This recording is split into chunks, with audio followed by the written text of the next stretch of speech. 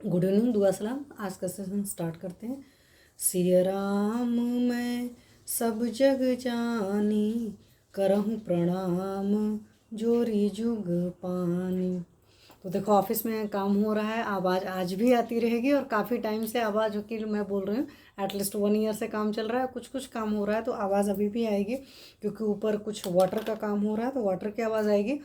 अब कुछ लोग की क्वेरी थी, एक क्वेरी क्या थी, वो थी आपके रस के बारे में कि रस, जब मैं कई बार बोलती हूँ ना रस धातु के 6 के लक्षण हैं, तब लोगों की एक क्वेरी थी कि रस 6 के क्या लक्षण होंगे। मैम उस पर भी लीजिए।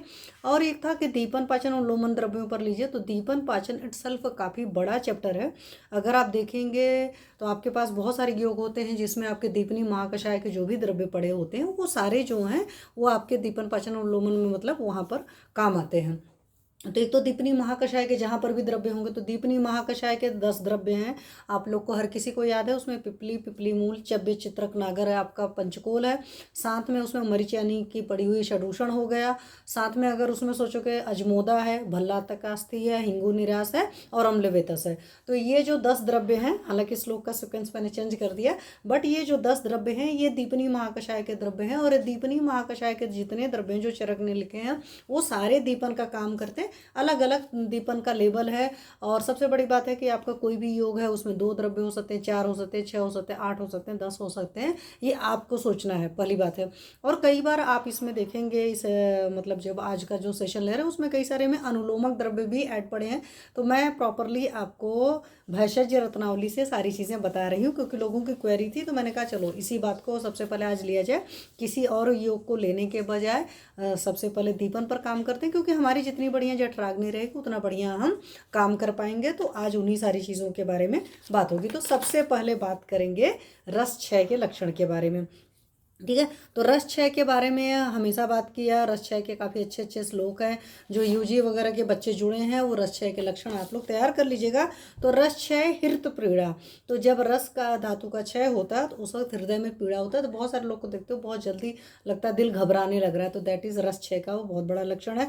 कंप, उनको मतलब कंपनाहट फील होती है, कंपन फील होता है, बहुत मतलब स्टेबल से फील नहीं करते हैं, लगता है जैसे शून्यता लगता है, मतलब कुछ भी कह सकते नहीं कि जीरो हो जाते हैं, या कह जाते हैं कि बिल्कुल शून्य में चले गए, कुछ समझ में नहीं आ रहा, कुछ सोच नहीं पा रहे हैं, दिमाग नहीं काम कर रहा है। ये सारी चीज़ें भी होती हैं, लेकिन ये बाद में होती है। पैल्पिटेशन वगैरह शुरुआत में आपको ज़्यादा पता चलती है। दैट इज़ कंप, मतलब कंप का मतलब हो गया पैल्पिटेशन, हृदय मतलब पेन होता है। तो कई सारे लोग ऐसे होते हैं जिनको पेन भी होता है, पैल्पिटेशंस भी होती है। तृष्णा च, बहुत ज़्यादा प्यास लगी, क्योंकि रस धातु जो है इट्स सेल्फ लिक्विड फॉर्म है। सबसे पहले जब आपका आहार का पचन हुआ तो आहार का पचन होने के बाद में सबसे पहली धातु जो बनी वो रस धातु बनी। तो रस धातु जो है लिक्विड फॉर्म में ज़्यादा है, उसके बाद रक्त भी आपके लिक्विड फॉर्म में है। लेकिन रस धातु का जब भी क्षय होगा, क्योंकि लिक्विड की कमी हुई, आप मॉडर्न के हिसाब से हाइपोवोल्यूमिया कह सकते हो कि ब्लड का लेवल कम हो गया, तो उस केस में आपको तृष्णा बहुत ज़्यादा महसूस होगा। क्योंकि क्या करते हैं, बाहर से पानी और लेकर के आपका ब्लड अपना वॉल्यूम मैनेज करना चाहता है, या बॉडी अपने आप को मैनेज करना चाहती है। रस धातु की जो कमी हुई उस कमी को बॉडी ठीक करना चाहती है, क्योंकि ये इटसेल्फ हमारी बॉडी की आदत होती है। रसे रोक्षम, साथ में ड्राई स्किन होता है। तो बहुत सारे लोग जो भी आपको ड्राई स्किन वाले मिलेंगे वो सारे भी आपके रस क्षय वाले होते हैं, तो इस बात का ख्याल रखिएगा। इसलिए पेशेंट से पूछिए क्या क्या लक्षण है, और आपको सारी जो आपकी धातु हैं, 7 धातु हैं, रस, रक्त, मांस, समेत, अस्थि, मज्जा, शुक्र, उसमें किस धातु के 6 के क्या लक्षण होते हैं ये हमें अच्छे से पता होना चाहिए। और कुछ चीज़ें क्या होता है ना, बार बार करते करते दिमाग में आ जाता है ना। तो करत करत अभ्यास थे जड़मते हो तो सुजान, रसरी आवत जाते सिर पर पड़त निशान। तो जैसे ये चीज़ है वैसे बार बार विद्याभ्यास से दिमाग में चीज़ें आती जाती हैं। श्रम, आपको बहुत जल्दी थकावट फील होती है। श्रम का मतलब ये नहीं था लेबर करना, श्रम का मतलब यहाँ पर होता है कि थोड़ा सा भी काम करोगे तो आप बहुत जल्दी थक जाओगे। और आज की डेट में देखो बहुत सारे लोग के साथ इस तरह की प्रॉब्लम होती है। मतलब उनका पूरा मस्कुलर पावर जो कह सकते हो कम हो चुकी होती है, या मसल्स मतलब मसल की टोनिसिटी नहीं रह जाती, मसल जो होती है एटॉनिक हो जाती हैं। तो ये मसल का जो टोन है, आपकी बॉडी में गठीलापन जो होना चाहिए वो गठीलापन नहीं रह जाता। बहुत सारे लोग की स्किन बहुत लूज हो जाएगी, या बहुत सारे लोग की बहुत पतली हो हो जाएगी, या बहुत सारे लोग की चीज़ें या बॉडी में आप देखेंगे अटक पटक जी जाएंगी। इसीलिए मैं हमेशा कहती हूँ कि अगर कभी भी आपका वेट ज़्यादा है तो प्लीज़ सडन वेट लॉस मत करिए, और हमेशा प्राणायाम योगा एक्सरसाइज करते हुए और साथ में डाइट के चेंजेस करते हो तो आपका मसल टोन हमेशा बरकरार रहेगा। सिंपल लैंग्वेज में सोच का समझिए, सोच का मतलब तो बहुत दुबला पतला हो जाता है, लीन एंड थीन हो गया, सब कुछ का क्षय हो चुका। लेकिन आप ये नहीं समझना, आप ये समझो शोष का मतलब होता है कि मसल ने अपनी टोन खो दी। सिंपल सी बात है, जो भी होना चाहिए चीज़ें वो नहीं रहेंगे तो ये इस तरह के सिंपल है। बहुत आयुर्वेद बहुत सरल है। सरल क्यों है, मैंने हमेशा बोला है आयुर्वेद आपका केतु का एट्रीब्यूट है, बट आपको उस एंगल से समझना पड़ेगा। और जितनी सरल चीज़ें होती हैं कहना आसान होता है, उनको समझना उतना ही मुश्किल होता है। पर वक्त के साथ अगर आपका नज़रिया रहता है तो सारी चीज़ें समझ में आती। साथ में एक लक्षण और हमारे अष्टांग हृदयकार ने दिया है, और बच्चे जो जुड़े हैं वो अगर समझना चाहते हो तो अष्टांग हृदय का सूत्र स्थान का 11वें मतलब अध्याय का 17वां श्लोक है ये, शब्द असहिष्णुता। तो बहुत सारे लोग को देखते होंगे ना, उनसे ऊंची आवाज़ बिल्कुल बर्दाश्त नहीं होती, ये आवाज़ बर्दाश्त नहीं होती। खास करके जैसे घर में आपके बुजुर्ग हैं तो जब बच्चे खेलेंगे कूदेंगे आवाज़ करेंगे तो उनको तकलीफ होती है कि आवाज़ ना हो, कोई उनसे ऊंची आवाज़ में बात कर लिया तो उनको तकलीफ हो जाती है। कुछ लोग का रहता है ना कि भाई ठीक है बच्चे हैं शोरगुल करेंगे ही करेंगे, बट कुछ लोग को होता है नहीं, उतने भर में पैनिक हो जाते हैं। तो हम क्या सोचते हैं ना कि ये बड़े खड़ूस से हैं, ये खड़ूस वड़ूस कुछ नहीं है, वो सारे लोग रसक्षय का लक्षण है। और यहाँ पर रसक्षय का लक्षण है तो ऑब्वियस सी बात है आप उनको ऐसा आहार बार देंगे जिससे उनके रस धातु की वृद्धि हो। सिंपल लैंग्वेज में बहुत सिंपल सा समझेंगे तो रस धातु की वृद्धि हो, ये आप समझ सकते हो। बट हमें डाइजेशन पर ही काम मेनली करना पड़ता है। लेकिन आपके लिए मैं बता रही हूँ तो तुरंत ऐसे लोग को अगर आप नींबू पानी दे रहे हो, नींबू नमक चीनी पानी दे रहे हो, आप नारियल पानी पिला रहे हो, इस तरह की सारी चीज़ें दे रहे हो, लिक्विड डाइट वगैरह जूसेस दे रहे हो, सारी चीज़ें तो बहुत जल्दी रिकवर करते हैं। तो ये है लक्षण आपका अष्टांग हृदयकार ने दिया हुआ। तो दैट इज रस क्षय, हृत पीड़ा, कंप शून्यता, तृष्णा च, रसे रोक्षम, श्रम शोषो, ग्लानि, शब्द असहिष्णुता। तो ये बहुत ही बढ़िया लक्षण है, ये आपको याद रहना चाहिए। उसके अलावा हमारे चरक जी ने क्या कहा, तो चरक जी ने कहा घट्टते सहते शब्दम नुचर द्रवते सुल्यते। तो एग्जैक्ट लगभग इनका भी है, इनको भी वही है कि जब बड़े शब्द बोले जाएंगे या ऊंची आवाज़ रहेगी तो बिल्कुल भी बर्दाश्त नहीं होगा और हार्ट प्रदेश में पेन होता है। ठीक है, हृदय में तामती, दिल खिंचा सा लगता है। तो शुरू में जिसका रस क्षय रहेगा उसको नहीं लगेगा, जिनकी काफ़ी ख़राब कंडीशन रहेगी उनके साथ में इस तरह की फीलिंग हुआ। स्वल्प चेष्टा रस क्षय, और थोड़ी सी भी चेष्टा करने से उनको हृदय में दर्द की तकलीफ होती है, उनको सांस फूलने लगती है, आप देखते होंगे। और अधिकतर आपको इस तरह के साइन सिम्टम ज़्यादा कार्डियक पेशेंट में भी फील होते हैं। कार्डियक पेशेंट को होता है ना कि बैठे बैठे भी सांस फूलती है, थोड़ा सा काम कर लिया तो कुछ ज़्यादा ही सांस फूलती है। क्योंकि हमारे आयुर्वेद के हिसाब से रस धातु से पोषण हमारे हृदय जी का पहले हो रहा है। तो अधिकतर जो कार्डियक पेशेंट्स होते हैं उसीलिए उसमें हम रसपाचक जरूर देते हैं और वहाँ पर रस को ठीक करते हैं। और सबसे पहली धातु है रस धातु, समझ लो। और हमेशा मैंने बताया, इसी बात से याद आ गया तो मैं बता दे रही हूँ कि जब रस धातु में विकार होता है तो एक आपकी बीमारी आमवत, वो बहुत अच्छे से हो जाती है। मतलब आमवत होता है तो भी वहाँ पर रसपाचक चलाना है, और हार्ट की बीमारी होती है तो भी चलाना है। जहाँ जाकर दोष एग्जिस्ट कर जाएंगे, जहाँ जाकर टिक जाएंगे, वहाँ पर जाकर के आपको तकलीफ हो जाएगी। तो इस बात का ख्याल रखिएगा। तो ये आपके रस क्षय के एकदम बिल्कुल क्रिस्टल क्लियर से हैं, तो ये चीज़ें आप याद रखिएगा।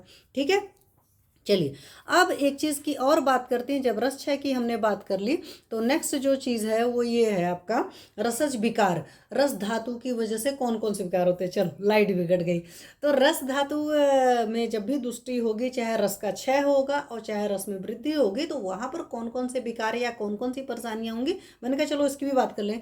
रस वृद्धि का नेक्स्ट टाइम सेशन में ले लेंगे, लेकिन आज हम बात करते हैं अश्रद्धा। अश्रद्धा का मतलब होता है खाने पीने का मन नहीं करेगा, प्यास और भूख प्यास नहीं लगेगी, बिल्कुल सिंपल सी बात है, अश्रद्धा हो जाएगी।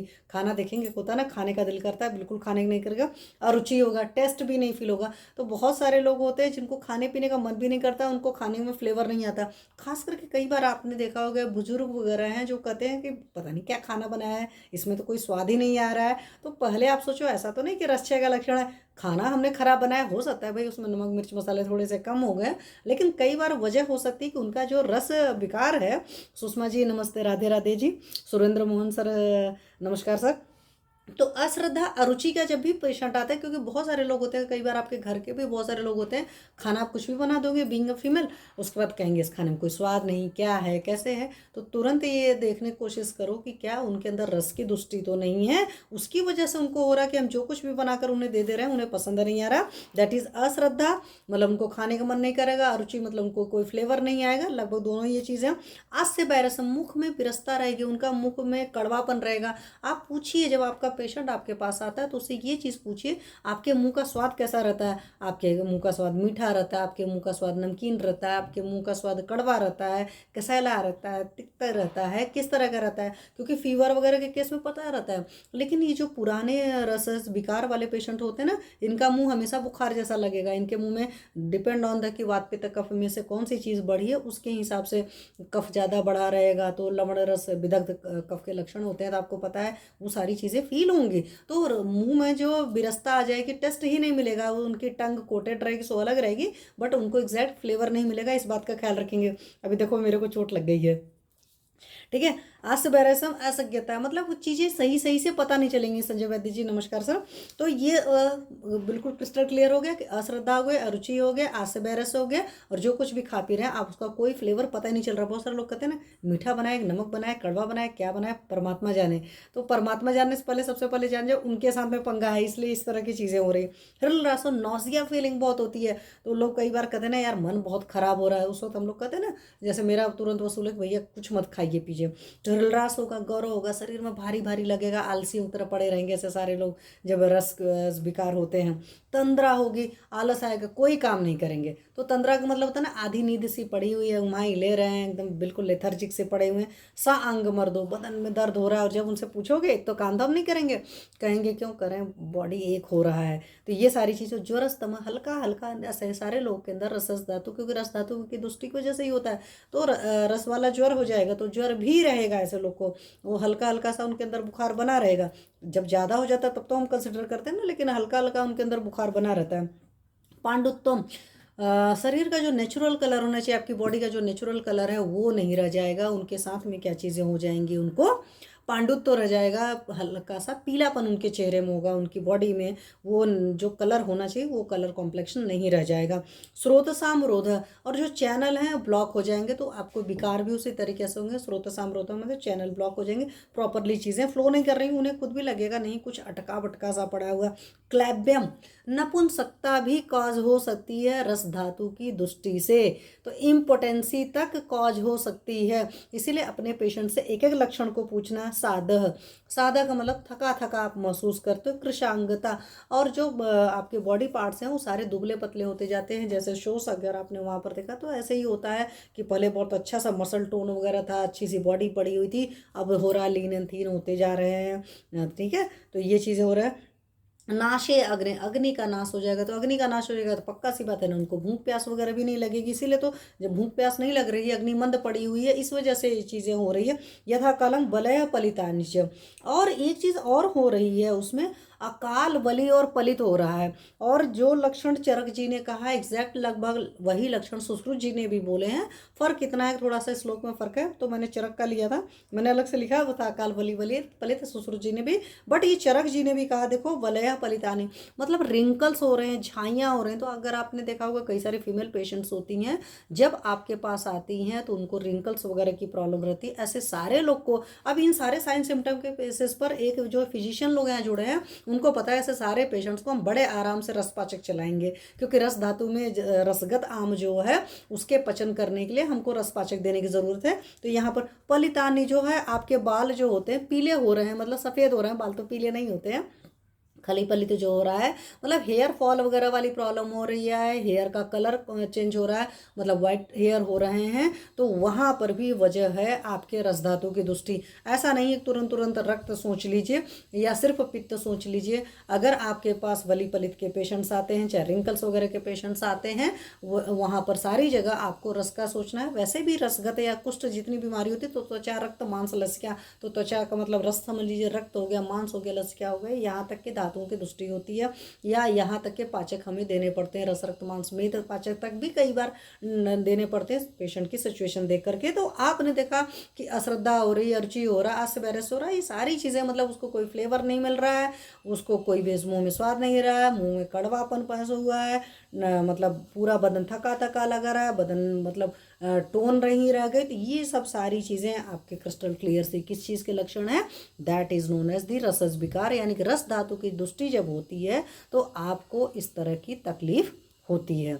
ठीक है, चलिए तो रस धातु के बारे में इतनी बात कर ली। अब बात करेंगे हम लोग मेन जो है अग्निहोता के दीपन पाचन द्रव्यों के बारे में बात करिए। तो अग्नि जो आयुर्वेद के स्कॉलर जुड़े हैं उनको पता है अग्नियाँ हमारी 4 तरह की होती हैं। विषमाग्नि होती है, तीक्ष्णाग्नि होती है, सम अग्नि होती है, मंद अग्नि होती है। इसका मतलब सिंपल सा सम अग्नि होगी तो अगर आप ठीक ठीक सा खाना खाएंगे, जो आपकी पाचन क्षमता है उतना खाएंगे पिएंगे तो पचेगा। विषम अग्नि का मतलब होता है वात की दृष्टि इसकी वजह से होता है, कभी खाना पच जाता है कभी नहीं पचता। तीक्ष्णाग्नि का मतलब होता है कि आपने बहुत ज़्यादा भी खाया, देखते हो ना बहुत सारे लोग आपके आसपास ऐसे होते हैं खूब खा लेते हैं तो भी उनका पच जाता है क्योंकि उनकी अग्नि तीक्ष्ण होती है। और कुछ लोग की मंद होती है, वो थोड़ा बहुत भी खाते हैं तो भी उनकी नहीं पच पाती। तो हमारे पास पेशेंट्स आते हैं तो कहते हैं भाई ये बंदा तो ये भी खा लेता वो भी खा लेता, मैं तो कुछ भी नहीं खा पाता। तो वहाँ पर एकदम क्रिस्टल क्लियर सा लॉजिक है कि मैं कहती हूँ जैसे आपकी फेस कटिंग अलग होती है ऐसे आपकी डाइजेस्टिफायर भी अलग होती है, और जब आपकी डाइजेस्टिफायर अलग होगी तो प्रॉब्लम आएगी। तो अपनी अग्नि के हिसाब से आपको खाना खाना है। हालांकि इस पर मैं आपको आगे भी के सेशन लेती रहूँगी अग्नि पर कि क्या क्या और चीज़ें होती हैं, लेकिन सिंपल सी इस बात को आप समझ लीजिए। अब जब अगर आपकी विषमाग्नि होगी तो क्या सिचुएशन होगी, चलो उसके बारे में भी बात कर लेते हैं। जिन लोग का ऐसा रहता है कि कभी खाते हैं मतलब कभी खाने पर पच जाता है और कभी नहीं पचता, क्योंकि बहुत सारे लोग ऐसे भी होते हैं कि मैम मैं ये खाता हूँ तो नहीं पचता, अदरवाइज ये खाता हूँ तो पच जाता है। हालांकि वो सम वाला भी हो सकता है कि कुछ सम में क्या होता है कि जैसे मान लो हम रोज़ 2 फुलके खा रहे थे, पच जा रहा था, आज मेरे को सब्जी ज़्यादा अच्छी लग रही है मैंने 3 फुलके खाए नहीं पचा, तो दैट इज सम होता है।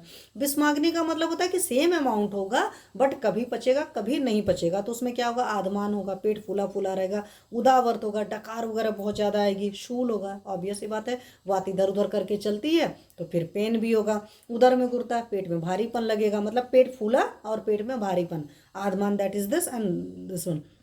अधोवायु जो होती है छोड़ने के समय कफयुक्त विष्ठा का गिरना, कई बार लोग क्या करते हैं, देख तो फ्लैटस पास होता है और उसके साथ में थोड़ा सा मल निकल जाता है, तो ये पक्का सी बात है विषमाग्नि का है। तो पेशेंट से पूछिए, उसमें शर्माना नहीं है, क्योंकि अगर आप शर्माएंगे और पेशेंट वैसे ही शर्माता है इस तरह की चीज़ों को बताने में, तो आपको ज़रूर पूछना है अपने मरीज से। अतिसार होगा टाइम टाइम पर, कभी कभी देखते हैं ना कुछ पेशेंट्स ऐसे होता है बोलते नहीं है कि कभी अतिसार होगा कभी कब्ज होता है। आंतों का बोलना, तो आंतों से आवाज़ आती है, इंटेस्टाइन से या पेट से आवाज़ आती है, तो अगर कोई ऐसा इंसान आपके बहुत करीब बैठा होगा तो आपको पता चल जाएगा।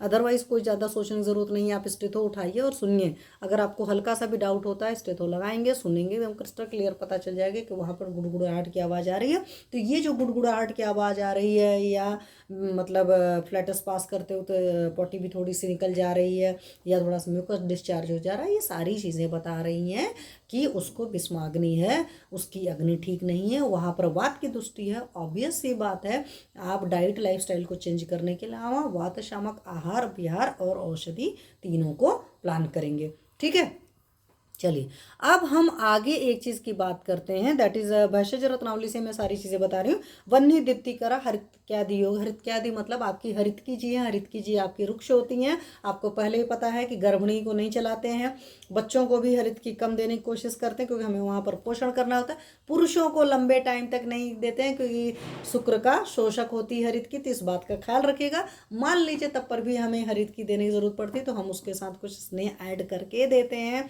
अगर हम लॉन्ग टर्म तक चलाते हैं, क्योंकि पुरुषों के केस में चाहे नीम की प्रिपरेशंस हो और चाहे हरितकी की प्रिपरेशंस को कम चलाते हैं क्योंकि शुक्र शोषक होता है, तो इस बात का ख्याल रखता है। फर्टाइल पीरियड में है तो ठीक है, एक सर्टेन एज के बाद हो गए तो अलग सी बात है, अदरवाइज हम लोग एरन प्रस्टरित की दे देते हैं, घृत प्रस्टरित की दे देते हैं, कुछ और भी दे देते हैं। तो यहाँ जो आपका योग है वो पहला योग है हरड़ के साथ में सोंठ। तो हरितकी जी आपकी क्या है, रसायन बीजी होती हैं, और हरितकी जी यस्य माता तस्य हरितकी, जिसकी माँ नहीं होती उसकी हरितकी होती, वैद्यों की माँ है हरितकी जी, है ना। तो हरितकी जी को हरड़ जी को डालेंगे, सोंठ जी को डालेंगे। सोंठ जी हमारी जो विश्व भेषज हैं, जो हमारी नागर हैं, ये हमारी श्रेष्ठ आम पाचक हैं, समझ लिया आप। तो श्रेष्ठ आम पाचक है, हरड़ है, सोंठ है, और उसमें गुड़ है या सेंधा नमक डाल सकते हो। तो ये आपकी चॉइस है, आप देख लीजिए कि आपके पेशेंट को किस चीज़ की ज़रूरत है उसके हिसाब से दीजिए। और बहुत अच्छी प्रिपरेशन है, मतलब हरितकी है, शुंठी है, गुड़ या सेंधा नमक आप डाल सकते हैं। तो आप एक हरितकी शुंठी गुड़ का योग बना सकते हैं। जो आपके डायबिटिक पेशेंट नहीं है यू कैन गिव, अगर कोई डायबिटिक पेशेंट है तो आप उसको हरितकी शुंठी और सेंधा नमक डाल सकते हैं। और हरितकी वृक्ष होती है तो डायबिटिक पेशेंट के लिए और अच्छा रहेगा कि वो जो भी अंदर का क्लेद है उस क्लेद को अंदर सोख लेगी।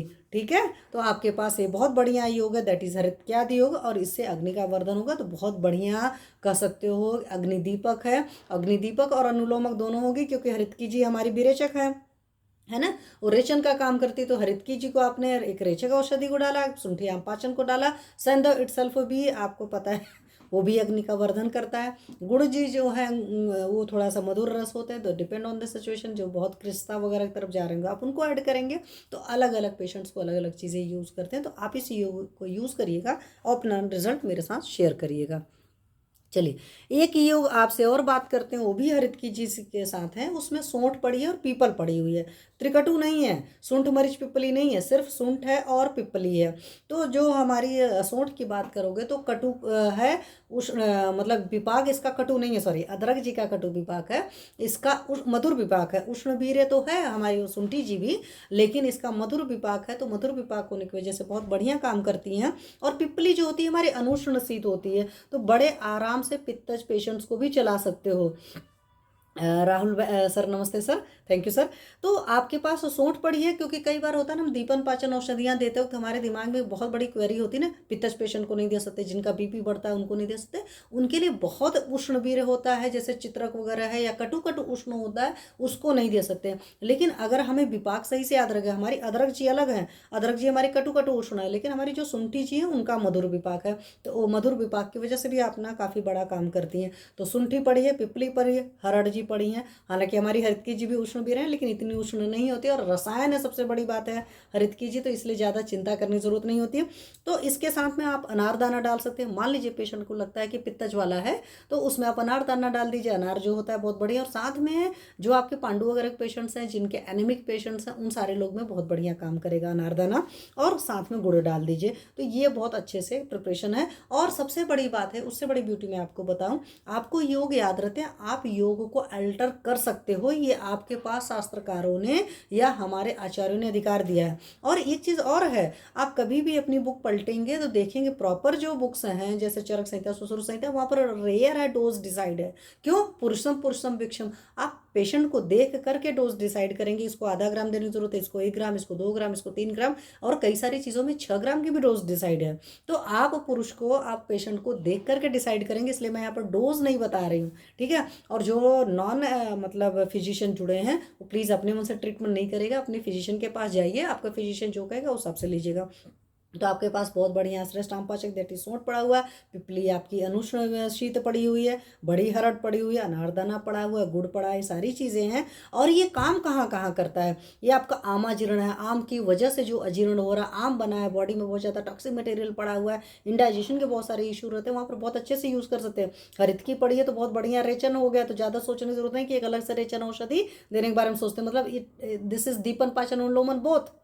सबसे बड़ी बात है अर्श रोग है, पाइल्स वगैरह के जो पेशेंट, फिशर वगैरह के पेशेंट्स आ रहे हैं, आप उनको बड़े अच्छे से यूज़ कर सकते हैं। मल विबंध है, कॉन्स्टिपेशन वगैरह है, आप वहाँ दे सकते हैं। और इससे बड़ी ब्यूटी इसकी ये है, you can give it daily. क्योंकि कई बार हमें होता है ना, हम औषधियाँ देने लगते हैं, हमें लगता है कि हम डेली नहीं दे सकते हैं। तो आपके पास ये जो है, आपके पास सौंठ पीपल हरड़ का जो योग है, उसको चाहे अनारदाना डाल दीजिए, चाहे गुड़ के साथ में डालकर ले लीजिए। आप देख लीजिए कि आपके पेशेंट को किस तरह की ज़रूरत है, उस हिसाब से दीजिए, तो बहुत बढ़िया रिजल्ट आता है। और डेली दे सकते हैं, तो आपके पाइल्स के पेशेंट्स के लिए भी हो गया, आपके फिशर के पेशेंट्स के लिए भी हो गया, आपके इंडाइजेशन के पेशेंट्स के लिए भी होता है, और डेली ले सकते हैं। तो ये सबसे बड़ी इसकी ब्यूटी रही, ठीक है। चलिए अब एक और योग की बात करते हैं, क्योंकि हुआ था ना कि किसी को क्वेरी थी, तो उन्होंने कहा था, मैंने कहा ठीक है मैं सारी योग की बात करूँगी, और बहुत इजी इजी योग की बात कर रहे हूँ। आगे जाकर के जो क्लासिकल प्रिपरेशंस आती हैं उसके बारे में बात करेंगे। तो इसमें क्या है, सुबह सुबह आप ले सकते हो जवा खार के साथ में आप सौंठ को ले सकते हो, तो ये भी बहुत अच्छी प्रिपरेशन है, ये आप बनाकर अपने पास रख सकते हैं। या एक उससे ईजी प्रिपरेशन मैं आपको बताऊँ, जो बहुत अच्छे से अवेलेबल है और हर बच्चे के पास रहती है, हमारी जो सुंठी जी हैं इटसेल्फ, ज़्यादा कुछ सोचना ही नहीं है। सुबह सुबह आपको क्या करना है, सुंठी को घृत के साथ चाटन करना है, ठीक है, और ऊपर से आपको गर्म पानी पी लेना है। तो सुबह सुबह जब आप इस चीज़ को करेंगे, आप अपने फिजिशियन के हिसाब से अपनी डोज समझवाइएगा, मतलब अपने मन से कुछ नहीं करिएगा। और कभी खुद से कोई चीज़ करना हो तो बहुत लोअर डोज से शुरू करते हैं। तब पर भी मैं कहती हूँ self medication always too much dangerous, जिसका काम उसी को साजे, दूजा करे तो डंडा बाजे। तो प्लीज़ इस तरह के कोई काम किसी और मत करिएगा। तो जब आप सुबह सुबह सुंठी को घृत के साथ चाटन करते हैं और ऊपर ऊपर से गर्म पानी पीते हैं तो आपकी अग्नि बढ़ती है। जैसे बहुत सारे पेशेंट्स होते हैं जो कहते हैं मुझे भूख नहीं लगती, तो इससे उनको भूख लगने लगे कि क्षुधा की वृद्धि होती है। लेकिन अब ये खा लिया तुरंत जाकर खाना नहीं खाना, जब आपको भूख लग जाएगी तब आप जाकर के खाना खाएंगे। तो आपके पास ये भी एक बहुत बढ़िया सा yoga and you can take it in the morning. ठीक है, तो जब कभी इंडाइजेशन लग रहा है तो उस वक्त आप इस चीज़ को सुबह ले सकते हैं, ये आपके पास बहुत बढ़िया है। अब इसी तरीके से एक और अच्छी चीज़ है, और ये मैंने काफ़ी बार खुद भी किया है और आपके पास भी इसका बहुत अच्छा ऑप्शन है। जो पुराने ज़माने में देखते थे ना, लोग चावल कुकर में नहीं पकाते थे, वो हमेशा पतीले में पकाते थे। और जब पतीले में पकाते थे तो हमेशा उसका माड़ निकलता था, और माड़ निकाल कर अलग रखते थे। तो उस जो माड़ है, चावल का माड़ है, उसमें करना क्या है, हींग डालना है। अब मैं हमेशा कहती हूँ कि हींग कभी भी ऐसे नहीं यूज़ करेंगे जैसे आप मार्केट की लाते हैं।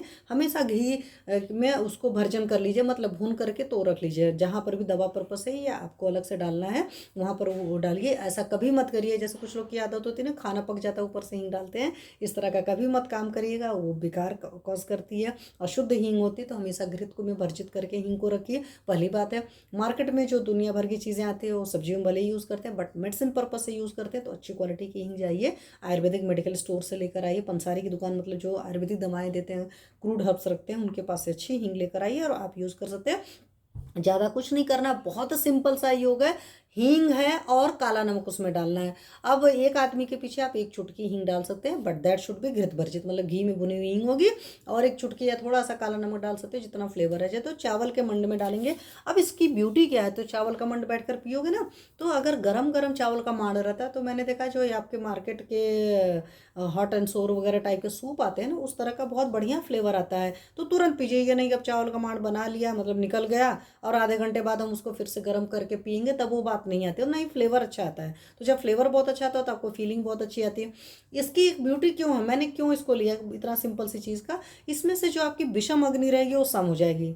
सबसे बड़ी ब्यूटी है, मतलब वातज वाले पेशेंट को भी अच्छे से दे सकते हो, क्योंकि हींग इटसेल्फ हमारी वातानुलोमक होती है। और मंद अग्नि जिसकी है वो अधिक हो जाएगी, प्रदीप्त हो जाएगी। तो आपके पास सोचो कितनी अच्छी ब्यूटी है। सम अग्नि वालों को तो हम लोग बस इतना कहते हैं भाई अपने खाने पीने का ख्याल रखें, बट विषमाग्नि वाले पेशेंट जहाँ पर वात का है वहाँ पर सिंपल सा है, आप देंगे तो अग्नि सम होना शुरू हो जाएगी। तो ये चीज़ बड़े आराम से दे सकते हैं। और इससे बड़ी ब्यूटी और क्या कर सकते हो आप, ऐसे पेशेंट जो होते हैं जिनको सुबह सुबह भूख लगती है लेकिन उनकी भूख बहुत अच्छी नहीं होती है, आप उनको सुबह सुबह ब्रेकफास्ट में यही दीजिए, आधा कटोरी या 1 कटोरी चावल का माण हो। जब भूख लगे तब करिए। मैं कभी भी नहीं कहती बगैर भूख लगे पानी का भी मतलब एक घूंट नहीं जाना चाहिए अंदर। तो इस बात का ख्याल रखकर अगर आप काम करते हो तो आपको बहुत बढ़िया है। और ज़्यादा दिमाग नहीं लगाना ज़रूरत है, सिर्फ चावल का माड़ निकाला है, उसमें हींग भुनी हुई डाल लिया 1 चुटकी, और थोड़ा सा काला नमक डाल दिया, और बैठ करके बड़े प्यार से बड़े इत्मीनान से पिया, बहुत बढ़िया फ्लेवर आता है। माइंड मेकअप करने की जरूरत होती है, कुछ लोग नहीं पी पाते, मुझे तो बहुत अच्छा लगता है। तो मैं इसकी एक ब्यूटी ये है कि विषम अग्नि सम हो जाती है और मंद अग्नि बढ़ जाती है। इससे बढ़िया क्या लेंगे आप। चलिए, अब जिनकी लो डाइजेस्टिव फायर रहती है उनके लिए एक और बहुत बढ़िया है, हमारे यहाँ श्लोक है, भोजनाग्रे सदापत्यम लवण आद्रक भक्षणम। तो ये बहुत बढ़िया श्लोक, भोजनाग्रे सदापत्यम लवण आद्रक भक्षणम जो है, तो इसमें क्या है, ये जिह्वा कंठ विशोधनम होता है। तो बहुत सारे लोग की जो होती है ना, कहते नहीं गला कुछ लगा हुआ चिपका चिपका सा, जीभ लग रही है कुछ चिपकी चिपकी सी, तो उन सारे लोग के लिए बहुत बढ़िया है लवण अदरक भक्षणम। मतलब क्या करना है, आपको अदरक ले लेना है और पतला पतला काट लेना है, उस पर थोड़ा सा सेंधा नमक डाल लेना है, और खाना खाने से पहले इस अदरक जी को खाना है। अब जो लोग बहुत मतलब स्वाद के गुलाम होते हैं उनसे अदरक कच्ची नहीं खाई जाती, और कुछ लोग को तो बहुत पसंद आती है, बट कुछ लोग होते हैं इस तरह के, उनसे नहीं खाई जाती है। मैंने इस चीज़ को भी इस वजह से लिया है कि आप सोचो आपके किचन में आपकी अदरक होती है, डेली आप चाय में डालते हो, अपनी सब्जियों में डालते हो, तो उसको पतला पतला काट लीजिए, पहले छिल लीजिएगा, छिल करके उसको पतला पतला काट लीजिएगा स्लाइस की तरह। तो 2-3 ले लीजिएगा, इससे ज़्यादा मत लीजिएगा। और स्टार्ट जब कर रहा है तो 1 से स्टार्ट करिए, उसमें थोड़ा सा 1 चुटकी काला नमक डाल, सेंधा नमक डाल करके, वहाँ पर तो है लवण अदरक भक्षणम, तो लवण में बेस्ट होता है मतलब सेंधा, तो इसलिए हम लोग सेंधा को बताते हैं। तो आप उसको खाइए, उसके बाद खाना खाइए, क्योंकि अग्नि का वर्धन कर देगा। और इसकी एक और बड़ी ब्यूटी है अग्नि का वर्धन करने के लिए, दिस इज हृदय, मतलब आपके हृदय के लिए, आपके हार्ट के लिए बहुत अच्छा है। तो जो भी कार्डियक पेशेंट हैं they can take it easily, ठीक है। मात्रा का ख्याल रखिएगा, अगर आप 1 स्लाइस ले रहे हो बहुत पतली सी नहीं है हुआ तो अगले दिन 2 स्लाइस भी ले सकते हैं, ठीक है, करता है। लेकिन ऐसा नहीं करते कि बढ़ाते बढ़ाते आप बहुत ज़्यादा ही अदरक लेने लगिएगा, 2-3 ग्राम से ऊपर मत लीजिएगा, ठीक है। इस बात का भी ख्याल रखिएगा। तो ये आपकी अग्नि का भी वर्धन करेगा। जो आपके टंग कोटेड कोटेड सी लग रही है या लगता है नहीं यार टंग कुछ चिपका उपका सा फीलिंग सा आता है बहुत, तो वो बहुत बढ़िया करता है। आपके गले में कुछ अटका फटका लग रहा है तो वहाँ पर बहुत बढ़िया काम करेगा। और हार्ट के लिए तो हृदय में बोला ही गया, तो this act as a cardiac tonic. तो आप बहुत अच्छे से बहुत प्यार से इस चीज़ को ले सकते हैं। चलिए एक चीज़ की और बात करते हैं। अब आमा जीर्ण हो, आम हो बॉडी में, तो क्या करना चाहिए। जो फिजिशियन जुड़े हैं उन सभी को पता है कि अगर आमा जीर्ण होता है, बहुत ज़्यादा आम होता है, आपने खाया पिया, बड़ा नॉजिया फीलिंग सी आ रही, तो हम लोग कहते हैं बेस्ट तरीका भाई ऊपर से निकाल दो, मतलब वमन करा दो। क्योंकि ऊपर का जो कचड़ा है ऊपर से ही निकाल देंगे तो सबसे बेस्ट तरीका है। और विदग्धा जीर्ण है जिसमें मतलब बड़ा खट्टी खट्टी डकार सी आ रही है, तो उस सारे केस में क्या करते हैं, लंघन कराते हैं, मतलब कुछ मत खाने को दो भाई, इस बात का ख्याल रखो। तो जब आमा जीर्ण होता है तो हमें क्या कराना है, हमें वमन कराना है। और विदग्धा जीर्ण होता है तो हमें लंघन कराना है। और लंघन करने में कुछ नहीं होता, लंघन अपने आप से कर सकते हो। लंघन का मतलब खाना नहीं खाना है। और आज की जनता के लिए ये चीज़ बहुत परेशानी वाली बात है, क्योंकि हर इंसान खाने के लिए रहता है। जैसे कहते नहीं, हरदम ख्याल गैर में रहता है आदमी, डरता है कहीं खुद से मुलाकात न हो जाए, मतलब हर वक्त इंसान दूसरे के बारे में सोचता रहता है। उसी तरह हम ह्यूमन बीइंग की एक और अच्छी आदत होगी, हम लोग हमेशा कुछ ना कुछ खाने पीने के बारे में सोचते रहते हैं। इसलिए जोमेटो स्विगी दुनिया भर की सारी चीज़ें बहुत अच्छी चलती हैं। हम हमेशा दिमाग में प्लान भी करते रहते हैं यार किचन में आज कौन सी चीज़ कैसे बना लिया जाए। लेकिन प्लीज़ जब विदग्धा जीर्ण हुआ, बड़ी एसिडिटी वगैरह लग रही है, बेस्ट तरीका है लंघन करिए। इसीलिए पुराने ज़माने में फास्टिंग को आपके धर्म से जोड़ा गया था, और धर्म के बहाने आप फास्टिंग कर लेते थे और आप स्वस्थ रहते थे, ठीक है। चलिए अब वमन कराना है, तो वमन कराने के लिए क्या चाहिए भाई, वमन कराना है तो वमन कराने के लिए आपके पास बहुत बढ़िया जी आपकी वचा पड़ी हुई है। तो वचा का क्वाथ में सेंधा नमक डाल करके वमन करा सकते हैं गर्म जल के साथ में। बस ज़्यादा कुछ नहीं करना, उसका काढ़ा बना लीजिए, मतलब वचा का काढ़ा बनाया, उसमें सेंधा नमक डाल करके अच्छा सा पिला दिया। और जब जितना पी सकते थे, ज़्यादा वचा नहीं डालना, मात्रा नहीं बता रही हूँ, वो आपका चिकित्सक डिसाइड करेगा, अपने मन से कुछ नहीं करेंगे। और फिर एक फिंगर डालकर वॉमिटिंग कर दीजिए तो अमाजन निकल जाएगा। या वचा के साथ में आप पीपल भी डाल सकते हो। तो पीपल है मतलब पिपली जो है, पीपल का मतलब पीपल ट्री वाला नहीं, दिस इज आवर पिपली को भी पीपल बोलते हैं। तो पिपली के साथ में सेंधा नमक और वचा का इसका भी कर सकते हो। बट इसके केस में क्या है ना, इसको आपको काढ़ा बनाने की ज़रूरत नहीं, इसका बहुत बढ़िया है, सिंपल सा पीस लीजिए और उसको खा करके शीतल जल का पान कर लीजिए, तो उससे भी काम हो जाता है। देख लीजिए, हालांकि बहुत सारे पेशेंट्स ऐसे होते हैं जो कहते हैं मुझे वमन नहीं करना है। बहुत सारे पेशेंट्स को मैं तो लौड़ोदक मतलब सॉल्ट वाटर पिला करके वमन कराने के बारे में बोलती हूँ, सिंपल होता है। लेकिन कई सारे लोग को उसमें भी प्रॉब्लम होती है, तो वहाँ पर सॉल्ट वाटर का एक बड़ी ब्यूटी ये होती है कि फिर पॉटी के रास्ते सारा निकल जाता है। अगर आप कर सकते हो वॉमिट तो ठीक है, क्योंकि 1.5 लीटर बैठ कर पीना होता है और फिर फिंगर डालकर निकालना होता है। लेकिन कई बार हम वो भी नहीं कर पाते हैं, तो ये चीज़ें भी आपके पास बहुत बढ़िया सा है, करिएगा। और करके अपना रिजल्ट मेरे साथ शेयर करिएगा, मतलब उन पेशेंट को कराइएगा। नॉन प्रैक्टिशनर को मैं कभी नहीं करती, अपने मन से कुछ भी काम करो। अब आपके पास एक बहुत बढ़िया से काढ़ा है, और सबसे बड़ी बात है कि this is also present in your kitchen. मतलब आज मैं जितनी चीज़ें बता रही हूँ मेजॉरिटी आपके पास किचन में अवेलेबल है, या जो प्रैक्टिशनर है उनके पास तो पड़ा ही रहता है, दैट इज़ धनिया और शुंठी। तो धनिया जी जो हमारी साबुत धनिया लेना, धनिया की पत्ती नहीं लेना है, इस बात का ख्याल रखेगा। तो धनिया साबुत होगा, वो 1 तोला की मात्रा में है, और सौंठ भी 1 तोला की मात्रा में। तो 1 तोला बहुत ज़्यादा बड़ी मात्रा होती है, मैं पहले बता दे रही हूँ। पेशेंट के हिसाब से आपके फिजिशियन को डिसाइड कर दीजिए, क्योंकि 1 तोला 11 से 12 ग्राम की मात्रा हो जाती है। तो इसको क्या करना है, 1-1 तोला ये लिया तो 32 तोला वाटर लेंगे, ठीक है। तो अगर 2 समझोगे तो 2 का 16 गुना लिया होगा, क्योंकि हार्ड द्रव्य में आ जाएगा ना। तो हार्ड द्रव्य में 16 गुना था, तो 32 तोला आपने पानी लिया, उसको 1/4 किया, 32 का 4 कितना हो गया, 8 चौके 32, तो 8 तोला बचेगा। तो इसको आपको पान करना है, ठीक है। तो धनिया और शुंठी का काढ़ा बनाएंगे और उसका हम सुबह सुबह पान करेंगे। और मैं क्यों ली इस चीज़ का, एक बहुत, क्योंकि शुंठी जी आपकी श्रेष्ठ आमपाचक है, धान्य भी थोड़ा सा दीपन पाचन का काम करता है, बट ये जो दोनों का कॉम्बो है वो बहुत बढ़िया है। आमा जीर्ण के केस में आम बना है, टॉक्सिक मटेरियल है, इंडाइजेशन की इशू है, then you can give it. शू लग्न है, पेन हो रहा है, तो किसी को पेन वगैरह हो रहा है ना, ज़्यादा कुछ समझ नहीं आ रहा, लग रहा वात कफ संप्राप्ति है, तब तो आंख मूंद करके धनिया शुंठी का काढ़ा अगर आप देंगे तो पेशेंट को आराम आएगा। चाहे बॉडी में कहीं पर भी दर्द हो रही, हमेशा आराम आएगा।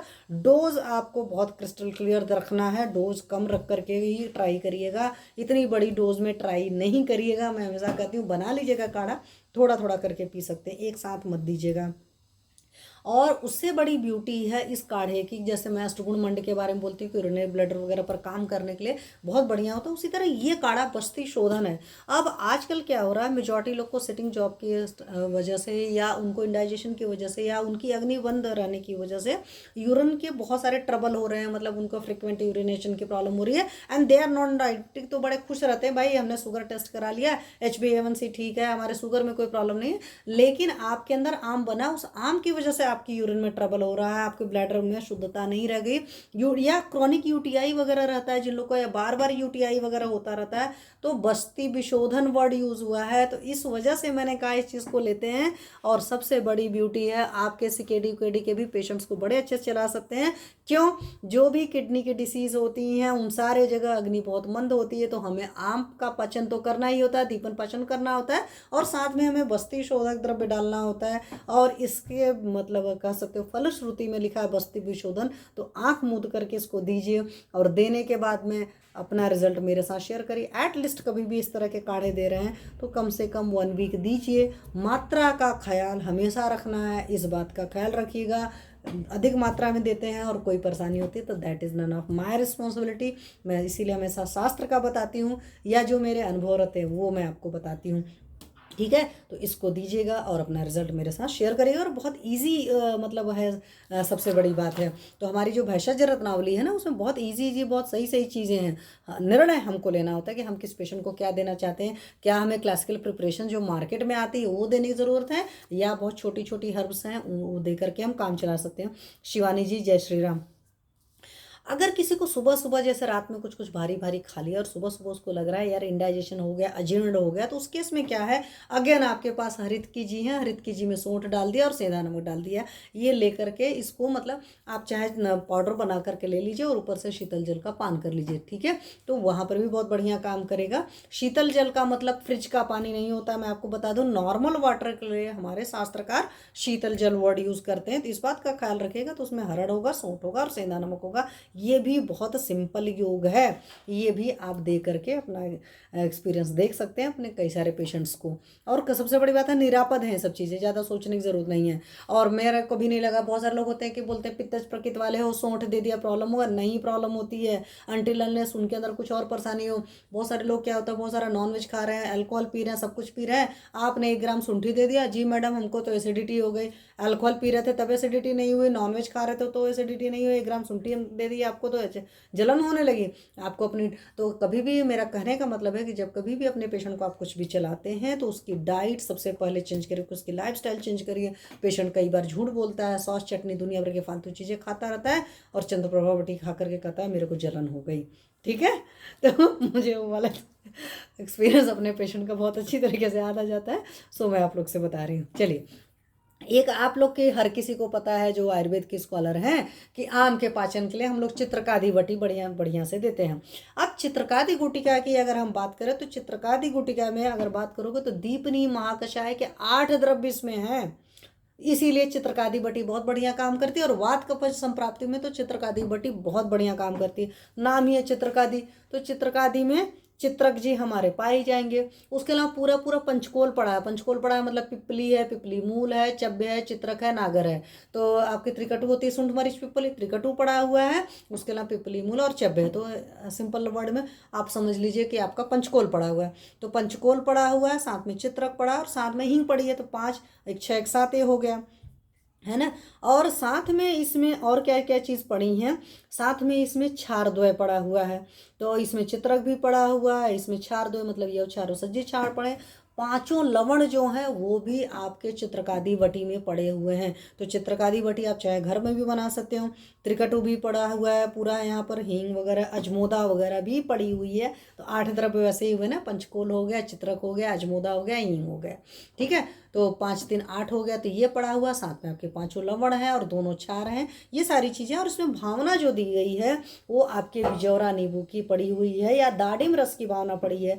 अब यहाँ पर ही एक चीज़ मैं और बताऊंगी, जो लोग अगर यहाँ पर प्रैक्टिशनर के साथ में मेडिसिन बनाने में इंटरेस्टेड हैं तो आप चित्रकादि वटी को 2 तरीके से बना सकते हो। एक चित्रकादि वटी आप बना लीजिए जिसमें बिजौरा नींबू या नींबू की भावना दे रख रखी हो, और एक चित्रकादी वटी आप बना सकते हैं जिसमें अनार की या दाडिम स्वरस की भावना देकर बनाएंगे। तो जब दाडिम स्वरस की भावना देकर बनाएंगे वो थोड़ी सी माइल्ड हो जाएगी, तो आप पित्तस पेशेंट को बड़े आराम से दे सकते हैं। मात्रा हमेशा छोटी ही रखिए, तो वहाँ पर भी आप चला सकते हैं। तब पर भी होता है कोई बहुत हाई बीपी वगैरह का पेशेंट होता है तो वहाँ पर हम लोग थोड़ा सा अवॉइड करते हैं, क्योंकि साइकोलॉजिकल कुछ पेशेंट का होता है। जैसे मेरी पेशेंट थी, मैम इसमें लौंग पड़ी है, हमको प्रॉब्लम हो जाएगी। हम के हाँ, मसाले से आपको कोई तकलीफ नहीं होती, यहाँ पर लौंग का कितना अमाउंट है, डू यू नो दैट? तो क्योंकि यहाँ पर तो चित्रकादी बटी में सारी चीज़ें लगभग इक्वल पड़ी हैं, मेजॉरिटी जगह चीज़ें नहीं होती हैं। कंटेंट लिखा होता है, उस कंटेंट का रेशियो कितना होता है फिजिशियन को पता होता है ना। तो अपने मन की बुद्धि कभी नहीं लगाना चाहिए। और वैसे भी जो लोग ज़्यादा बुद्धि लगाते हैं ना, कहते नहीं, ज्ञान योग वालों के साथ एक समस्या होती है, उनको जल्दी मुक्ति नहीं मिल पाती, क्योंकि हर जगह वो अपनी दिमाग लड़ाते रहते हैं। हर जगह लॉजिक चाहिए, हर चीज़ में लॉजिक नहीं होता है। आयुर्वेद की चिकित्सा भी ज़्यादा लॉजिक लगाते हैं तो ख़राब हो जाती है। ख़राब हो जाती है मतलब वही करें ना, श्रद्धा लभते ज्ञानम, विश्वास रख करके दवा खाएंगे तो दवा का बहुत बढ़िया रिजल्ट आता है। अब खाना बनाया मम्मी ने, मान लो नमक थोड़ा सा तेज हो गया तो उसमें कुछ डालकर खाएंगे। अब ऐसा थोड़ी है कि खाएंगे भी और चिक चिक करके मम्मी से खाएंगे तो क्या होगा, घर का माहौल ख़राब हो जाएगा, है ना। मम्मी को भी नेक्स्ट टाइम बनाकर खिलाने में मज़ा नहीं आएगा। मैं क्यों बता रही है, बहुत छोटी छोटी चीज़ें पर ये बहुत बड़ी चीज़ें अगर आप इसको रियल में समझते हैं तो। ठीक है। अब इसका वेट कितना होना चाहिए? वेट जो चित्रकादी गुटिका बनेगी वो एक माशा का वेट हो सकता है। अब इस चित्रकादी गुटिका की जो ब्यूटी है भेषज रत्नावली में डिफाइन है, दिस इज आम दोष का परिपाक करती है। तो आम के पचन के लिए बहुत बड़ी चीज़ है, और आज की डेट में मेजॉरिटी लोगों को आम की तकलीफ होती है, तो इस वजह से इस चीज़ को ले रहे हैं। अग्नि का दीपन करेगी, डाइजेस्टिव फायर बढ़ाती है। और मैं अपना एक एक्सपीरियंस शेयर करती हूँ, चित्रकादी वटी के साथ एक बहुत बड़ी ब्यूटी है कि आप बहुत सारी चीज़ें इधर उधर की दे रहे हो दीपन पाचन, उससे अग्नि नहीं वर्धन हो रही है। बट चित्रकादी वटी अगर सीवियर मतलब आम बना होता है तो भी बहुत बढ़िया काम करती है। तो जिन लोग को बहुत ज़्यादा जब आम की सिचुएशन रहे तो आप वहाँ पर चित्रकादी वटी देखिए और देखिए बहुत जल्दी रिजल्ट आता है। नहीं तो आप क्या कर सकते हो, चूसने के लिए भी दे सकते हो चित्रकादी वटी के गोली, दिन भर में 3-4 बार चूसे पेशेंट तो उससे भी काफ़ी अच्छा आराम आ जाता है। ठीक है। अब बहुत सारे लोग को एसिडिटी की प्रॉब्लम रहती है, तो एसिडिटी की प्रॉब्लम अगर होती रहती दैट इज़ हमारा आयुर्वेद का विदग्धा जड़, तो उसमें क्या करना होता है, शीतल जल मतलब नॉर्मल वाटर थोड़े थोड़े टाइम पर थोड़ा थोड़ा करके पीना होता है। एक एक 2-2 घूंट करके थोड़ा थोड़ा पानी पीते हैं तो उससे आपको काफ़ी बड़ा आराम आ जाता है।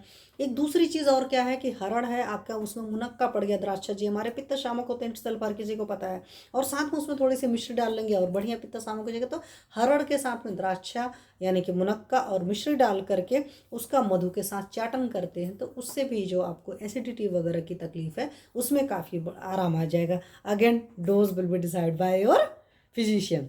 ठीक है। चलिए अब एक और है योग, उसके बारे में बात करेंगे। वो योग ये है कि यहाँ पर हरित की लेना है, बट ये हरित की आपके शून्य हरित की होनी चाहिए, मतलब हरित की चूड़ा नहीं रहेगा, उसको शून्य की रहेंगे, वो हरित की होगी। वो हरित की आपकी 1 तोला रहेगी, और उस हरित की यहाँ पर हरित की ज़्यादा पड़ी हुई है, उसमें पीपल जो है आपकी पिपली जो है 2 रत्ती पड़ी है, सिर्फ 2 रत्ती मीन्स 125 × 2 दैट इज 250 मिलीग्राम पड़ेगी। और इसमें सैंधव लवण जो है 3 माशा पड़ेगा। तो जिन लोगों को डकार वगैरह बहुत आता है, डकार की शुद्धि करना है, तो उसके लिए, या उद्गार आ रहा है उसमें धुआं जैसा लग रहा है, कभी कभी एसिडिटी बहुत ज़्यादा होती है ना, तो वहाँ पर तकलीफ आती है, तो वहाँ पर भी आप देखो दे सकते हो। आपकी पिपली अगेन उष्ण शीत है, उसमें आपने सैंधव लवण डालना, थोड़ा सा दीपन पाचन है, हरित की है, क्योंकि ज़्यादा विदग्ध हुआ पड़ा हुआ है, ऊपर से वॉमिटिंग करा नहीं रहे हैं क्योंकि गले में भी फिर खराब से लगेगा, तो नीचे के रास्ते से बड़ा आराम से निकल जाएगा। तो इसीलिए इसमें हरितकी की मात्रा अच्छी खासी है, दैट इज़ 1 तोला की मात्रा पड़ी है। तो आपके विदग्धा जीर्ण के वगैरह के जो पेशेंट्स हैं, बहुत ज़्यादा जिनको एसिडिटी हो रही है, जिनमें लग रहा है कि धुआं धुआं से लग रहा है, उन सारे बहुत डकारें आ रही हैं, डकार वैसे आती है, तो कई बार उन पेशेंट खुद ही बताता है कि मैम ऐसा लग रहा है। आप ऐसे सारे केसेस में अपने पेशेंट को दीजिएगा और देने के बाद में अपना रिजल्ट मेरे साथ शेयर करिएगा। चलिए अब इसी तरीके से बहुत सारी चीज़ें हैं। अब एक चीज़ है सर्व अजीर्णनाशक योग, मतलब आपको ज़्यादा सोचना नहीं कि वेदर इट इज़ वात, वेदर इट इज़ पित्त, वेदर इट इज़ कफ। तो वहाँ पर आपके पास में एक बहुत बढ़िया सा योग है। अगेन पूरी इसमें आपकी वो पड़ी है सूंठ मरीच पिपली, दैट इज़ आपका त्रिकटु पड़ा हुआ है। तो मार्केट से त्रिकटु छोड़ रख लिया, ठीक है। आपके फिजिशियंस जो है अपने पास रखते हैं, तो साथ में इसमें हींग पड़ी हुई है और सेंधो सॉल्ट पड़ा हुआ है। मात्रा आप डिसाइड कर लीजिएगा। तो त्रिकटु के साथ में हींग पड़ी है और सेंधो सॉल्ट पड़ा हुआ है। दीपनी महाकषाय के द्रव्य कितने हो गए, इसमें दीपनी महाकषाय के 4 द्रव्य हो गए। त्रिकटु मतलब सुंठ मरीच पिपली, this is also from the दीपनी महाकषाय, मतलब अग्नि का दीपन करेगा। एंड हिंग, दिस इज ऑल्सो, एंड इसमें थोड़ा सा सेंधो सॉल्ट पड़ा, सेंधो सॉल्ट इटसेल्फ दीपन पाचन होता है। इसको लेना किसके साथ है, इसको लेना है गर्म जल के साथ। अगेन शर्त ये रहेगी, इसको खा करके सो जाइएगा, ये नहीं कि ये खा लिया फिर आधे घंटे बाद 1 घंटे बाद थोड़ी सी क्रेविंग होने लगी, चलो जी लाओ कुछ लोग की आदत होते हैं इधर उधर तलाशने की, खाना नहीं खाएंगे, घर पर मना किया गया खाना नहीं खाना है, जाकर कुछ ना कुछ इधर उधर खोज खाज करके अलमीरा में रखा बिस्किट है नमकीन है, क्रेविंग बस हुई है, वो खाना शुरू कर देंगे। तो प्लीज़ ये काम मत करिएगा, ठीक है। तो सर्व तरह के अजीर्ण में ये बहुत बढ़िया काम करेगा, मतलब त्रिकटु है, त्रिकटु के साथ में हींग पड़ी हुई है और हींग के साथ में सेंधो सॉल्ट है, तो ये भी बहुत अच्छे से आप ले सकते हैं जब भी आपको इंडाइजेशन होता है, किसी भी तरह के इंडाइजेशन में। अगेन मैं वही कहूँगी, पुरुषम पुरुषम भिक्षम, किसी को किसी भी चीज़ से तकलीफ हो सकती है, ठीक है। चलिए अब एक और योग की बात करेंगे, that is known as a पथ्यादि चूर्ण। पथ्यादि का मतलब ही होता है, पथ्या हमारी किसका पर्याय है, हमारी हरित कीजी का पर्याय है। तो पथ्या मतलब उसमें हरड़ पड़ा है, उसमें पीपल पड़ा है, छोटी पीपल पड़ी है, और साथ में सोंचर लवण मतलब काला नमक पड़ा है। इसका चूर्ण 1 से 3 मासा को आप कई सारी चीज़ों के साथ, एक डिपेंड ऑन द सिचुएशन के हिसाब से ले सकते हैं। आप दही के पानी के साथ भी ले सकते हैं, आप गर्म जल के साथ भी ले लीजिएगा। आप देख सकते हैं कि कैसी कंडीशन है, आपका फिजिशियन उस हिसाब से बताएगा कि कहाँ कहाँ काम करता है। सोचो कितना सिंपल सा, हरद की है, पिपली है, उसमें सोंचर लवण है, काला नमक पड़ा हुआ है। अजीर्ण में काम करता है, मतलब इंडाइजेशन बहुत बढ़िया काम करता है। मंदाग्नि मतलब आपकी डाइजेस्टिव फायर लो है, वहाँ पर बहुत बढ़िया काम करता है। अरुचि है, खाने पीने का कुछ भी मन नहीं कर रहा है, या खाने पीने में कोई फ्लेवर नहीं आ रहा है, तो वहाँ पर बहुत अच्छा काम करता है। आधमान है, पेट फूला फूला हुआ सा, आप वहाँ पर काम कर सकते हो। वात गुल्म है, कुछ लोग होता है ना, कहते हैं पेट में वायु का गोला टहल घूम रहा है, वहाँ पर बहुत अच्छा है, क्योंकि ये दे देंगे तो उसके बाद निकल जाएगा। कब्ज ज़्यादा होगी तो ज़्यादा हरित का अमाउंट थोड़ा सा कर दीजिएगा। शूल वगैरह है, पेन वगैरह हो रहा है, तो वहाँ पर भी आराम आएगा। तो पथ्यादि चूर्ण जो है वो बहुत बढ़िया काम करेगा, तो आप अपने पेशेंट को दे करके दीजिएगा और अपना रिजल्ट मेरे साथ शेयर करिएगा। चलिए अब इसी तरीके से एक और चीज़ है, दैट इज सेंधवादी चूर्ण, और सेंधवादी चूर्ण है और एक सेंधवाद्य चूर्ण है। तो पहले बात करेंगे सेंधवादी चूर्ण में। सेंधवादी चूर्ण में सेंधो लवण है, सेंधवादी मतलब सेंधो से शुरुआत हो गई समझ लो, तो सेंधो लवण है, इसमें भी अगेन हरड़ है, पिपली भी है, बट इसमें साथ में चित्रक मूल है। तो हमेशा कोशिश करिएगा कि इसको थोड़ा सा, बहुत ज़्यादा गर्मी जिसके अंदर रहती है पित्तज पेशेंट को कम दीजिएगा, क्योंकि चित्रक मूल ज़्यादा आपका कटु कटु उष्ण होता है, आपको याद होना चाहिए। और इसको भोजन के बाद आपको लेना है, गर्म जल से लेना है, तो जो कुछ भी खाया पिया उल्टा पुल्टा है पच जाएगा। लेकिन इसका मतलब ये नहीं है, बहुत सारे लोग क्या करते हैं कि भाई ये रख लिया सेंधवादी चूर्ण, उसके बाद लाओ जी हम हद से ज़्यादा मात्रा से अधिक चीज़ें खा लेंगे या बहुत भारी चीज़ें खा लेंगे, तो अपने साथ प्रज्ञापराध नहीं करना चाहिए। प्रज्ञापराध का मतलब हमें पता है कि हमको क्या सूट करता है, हमको उसी हिसाब से करना। खाने के मामले में कभी भी हाय नहीं करनी चाहिए कि मात्रा से चाहे अधिक हो, चाहे हमको जो ना पछता हो वो हम ना खाएं। बहुत भारी चीज़ें नहीं खानी है और बहुत अमाउंट से, क्योंकि मैंने आप लोग को हमेशा बताया है, अगर आप मात्रा से अधिक आहार करते हैं तो वो सर्वदोष प्रकोपक होता है, पूरी अग्नि की बैंड बजा देता है, ठीक है, मतलब आपकी डाइजेस्टिव फायर को मार देता है। तो प्लीज़ इस तरह की गलती मत करिए। मैं कई सारे लोग को बोलती हूँ, अभी कुछ खाया था ना, भूख लग रहा, फिर बाद में दूसरी चीज़ खाने का मन कर रहा, तो ये काम मत करिए। 4-5 घंटे का गैप दीजिए, उसको रख दीजिए, 4-5 घंटे बाद उठ करके खा लीजिएगा। लेकिन ये नहीं कि अभी तो मैं 2 रोटी फुल्का खा कर आई हूँ, ये तो मेरी डाइट थी, अब मुझे कुछ और कचरा खाने का मन हो रहा। कचरा क्यों, नाउ इट एट से कचरा, भले हो चाहे ड्राई फ्रूट्स हो, चाहे फ्रूट्स हो, चाहे कोई चीज़ हो, आपकी डाइजेस्टिव फायर से ऊपर कुछ भी गया, देन अगेन वो बॉडी के लिए टॉक्सिक मटेरियल आम है। आम का मतलब सिंपल कचरा होता है, समझ लीजिए कि जिसको बॉडी में नहीं रहना चाहिए वो बॉडी में रह रहा है। हम कचरे को क्या करते हैं, घर से बाहर फेंकते हैं ना, तो बॉडी को कचरा क्यों इतना ज़्यादा बना रहे हो कि बॉडी को एक लेवल है बेचारी, कुछ लेवल तक ही काम कर पाएगी ना। अब हम लोड करते जाएंगे तो इतनी उसकी क्षमता नहीं है। तो एक तो ये योग आपको बताया, एक दूसरा योग है उसमें थोड़े से ज़्यादा कंटेंट है, उसमें 12 कंटेंट है, दैट इज नोन एज सेंधवाद्य चूर्णम। तो उसमें सेंधव एक तोला पड़ा हुआ, सारे वैसे सेम अमाउंट पड़े हैं, तो इसमें सेंधव पड़ा हुआ है, चित्रक अगेन पड़ी है, पथ्या वहाँ पर भी थी, पथ्या यहाँ पर भी है, पथ्या मतलब हरड़ जी, इसमें साथ में लौंग पड़ी है। लौंग जी भी हमारे बड़े बढ़िया से उष्ण होते हैं, खूब अच्छी खासी उष्ण होती है, मैं सीधे बताते रही हूँ। तो पित्तज पेशेंट को मत देना। मरीच है अगेन आपको वही पता है, गर्म होती है। पिपली जी भी पड़े, टंकड़ भी पड़ा हुआ है, मतलब सुहागा जी जो है, टंकड़ जी भी पड़े हुए हैं, शुद्ध पड़ेंगे, अशुद्ध मतलब कुछ भी डालना है। नागर मतलब हमारी सुंठी जी भी पड़ी हैं, चब भी पड़ा है, यवानी मतलब आपकी अजवाइन भी पड़ी है और साथ में सौंफ और वचा भी पड़ा, तो इसमें बहुत सारी चीज़ें पड़ी हैं, दैट इज़ नोन एज सेंधवाद्य चूर्ण। और इसमें उससे बड़ी बात है, इसको बनाने में भी टाइम लगता है। इसमें भावना पड़ी है 21 दिन तक, नींबू सोरस की रोज भावना 21 भावना देंगे। इसकी मात्रा जो है 2 माशा की मात्रा में दे सकते हैं। इसको गर्म जल के साथ भी दे सकते हैं। तक्र के साथ, मतलब नमकीन तक्र जो है, मीठे तक्र के साथ मत दीजिएगा, मीठा तक्र भारी होता है।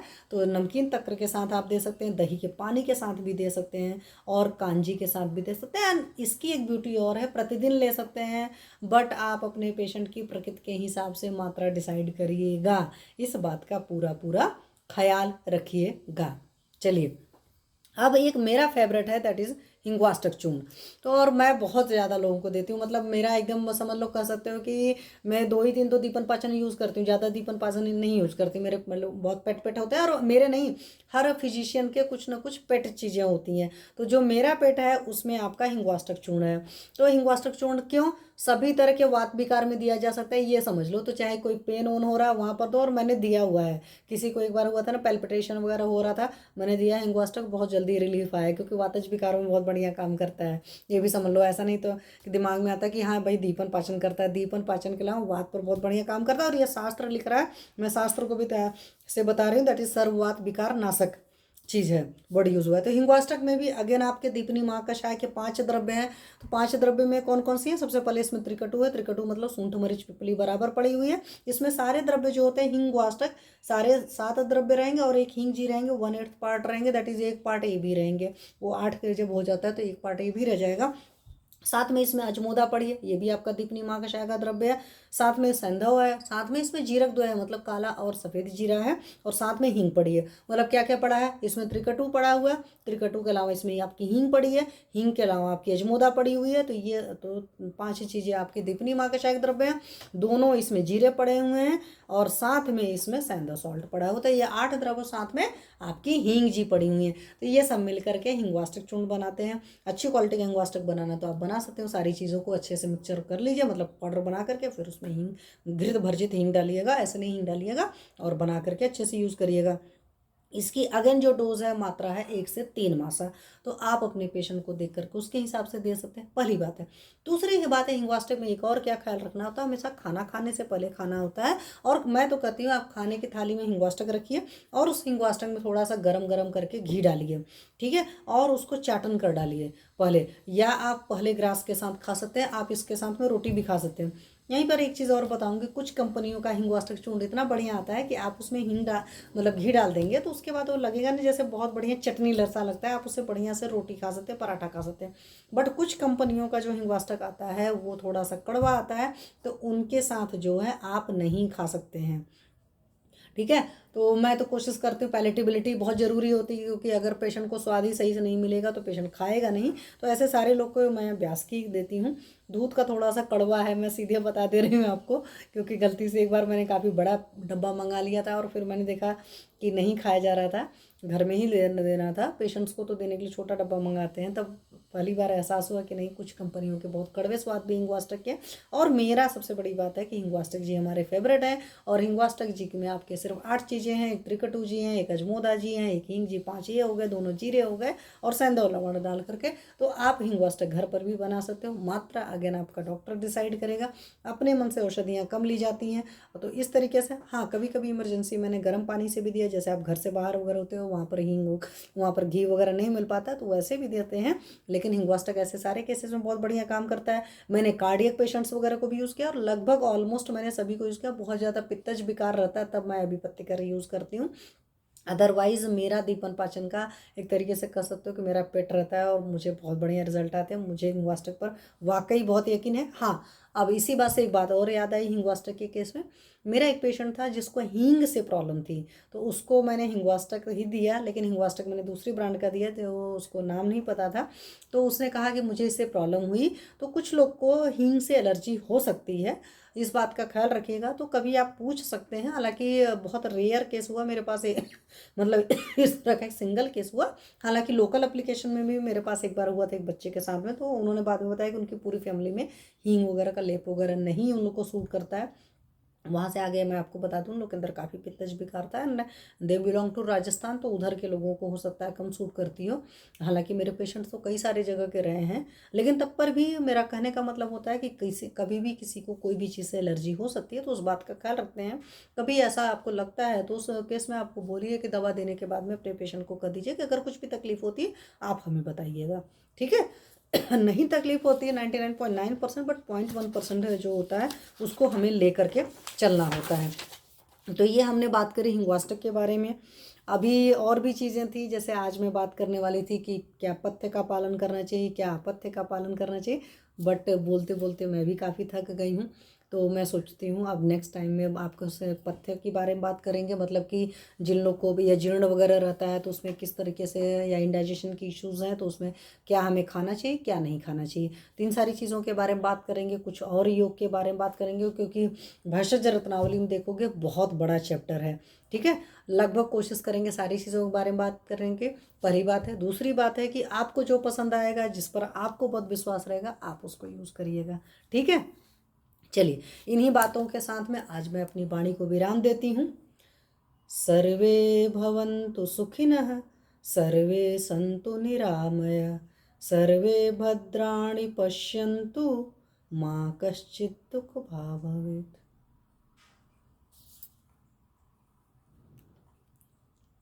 खुश